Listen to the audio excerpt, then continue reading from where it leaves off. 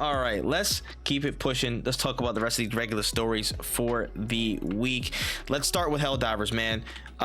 One of the greatest shows of community we've ever seen in the gaming industry period, gaming history period. There was a whole controversy that lasted about like 4 days, honestly, because the report came out, the official news came out, which actually was in the first kind of stages of the game when it first dropped, that PSN logins would be required and would be enforced on PC to kind of get connected with the game and fully play the game. That sprouted back up after the server issues were fixed at the beginning of the game's life cycle and everything was steady. PlayStation tried to reinforce this and enforce it at the level on PC, and for the people who didn't have PlayStation Network available in their countries, about 177 countries worth, they got rid of that. They said, hey, you're not playing Helldivers, and they just removed access. And there was a huge ungodly uproar of negativity and fighting back on this. The devs were very active themselves. Pilstead was very active, saying they were in conversation with Sony trying to get something sorted or in place to kind of get Sony to either reverse decision or come to some type of agreement. After all of this, I think it was about 250 or 350,000 negative comments on Steam. Absolutely tanked Helldivers 2's review scores and stuff like that, which may or may not have been egged on by particular community managers, but we don't know that for sure. But after a while, after all that vitriol from the fan base, Sony reversed the decision. They said, no, whatever, never mind, we'll back off. Sorry guys, we didn't mean to do all that. And some countries are still waiting to get their access back, but Helldivers, they showed up, the community showed up, and they showed out to make sure, saying this doesn't happen on PC. When your thoughts? I think that this was like a really good showing of the community banding together on something that's actually important. The people who already bought the game and not being able to play it is like, it's just unacceptable. And I think one of the best examples of like ways that they could have did it, and I can't remember the name of the dude. I think it's like Pirate something. Maybe it's Pirate Software. I can't remember his name, but he's on Twitch. He was very vocal about it. Yeah. Pirate Software. He brought out a really good idea. He was like, the thing that would have made so many people sign up on like connect their PlayStation accounts would have been something that to incentivize it, as opposed to just being like, hey, you have to do this now and fuck everybody else. If you would have told people, hey, you're gonna get like $5 worth of super credits for linking your account, everybody and their mother would have linked their accounts. It would have been easy to do that. But instead, you try to force it on people, and in the end, also fuck over people who weren't even able to buy the game in their country because of the PSN terms of service.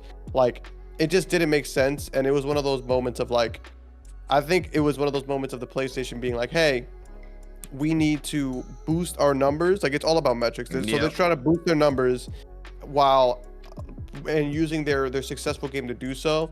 When in reality, if they just had a really good service, they wouldn't have to boost anything. They wouldn't have to use tactics to boost their numbers. And that's, I think, the really shitty thing about it is that like, they have the resources and the opportunity to really make something that rivals at Xbox Game Pass or rivals Xbox in general. But instead of doing the right way of doing things by creating like a competitive product or by making their service something that people would actually want to buy into, they do shit like this where they're like, hey, we're gonna force people who already play our game to do this so that they can continue to play the game.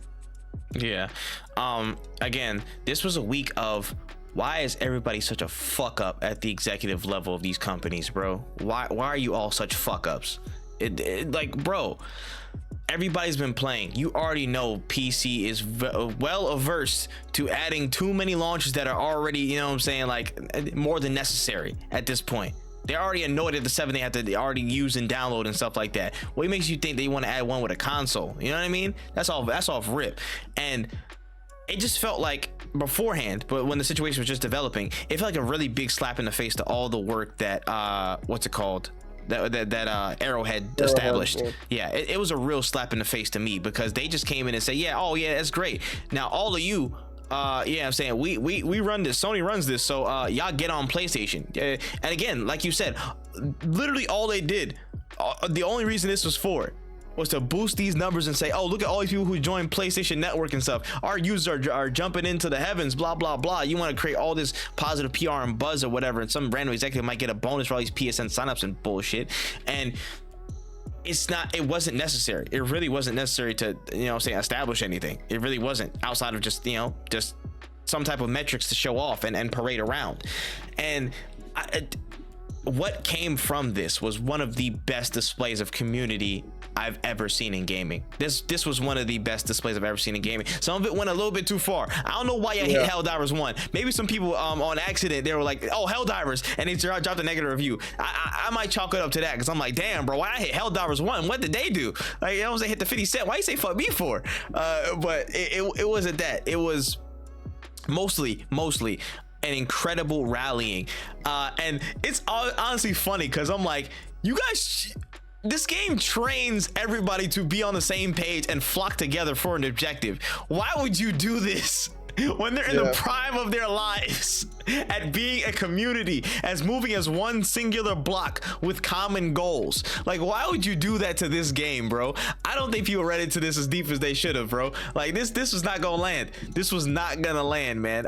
It was hilarious to see that in real time, and I'm very proud of the work from the community that they've done to, fight back against this, fight with their wallets, fight with their, with their minds and their accounts and what they can influence, and they show they can make a difference. And honestly, credit to the Arrowhead team. They tried to keep it as peaceful as possible, but they're also, I know deep down they're like, yo, it's unfortunate we have to play under their rules, but it's fucked up. But they cultivated such a very, very strong community that's been, honestly, for the most part, across most of these issues and topics that we talked about, whether it be the nerfing and balancing, whether it be, this issue, whether it be the server things at the beginning when they were like really, really rough and people were trying to get in and stuff, the community's been very, very positive. It's been very positive. I've seen, it's been like 75% positivity, reassurance, community, fun, and 25% people just bitching about stuff. I find that very, very endearing, and very, very positive, man. I really enjoyed this, the end, the response to the bullshit that could have went forward if Sony got their way and people didn't stand on business and spoke their mind online. So they did good, man. The Helldivers community, man, pat yourselves on the back. We did good, Helldivers. You get your mandated 2-minute break in a second. You know what I mean? Clap it up for them. But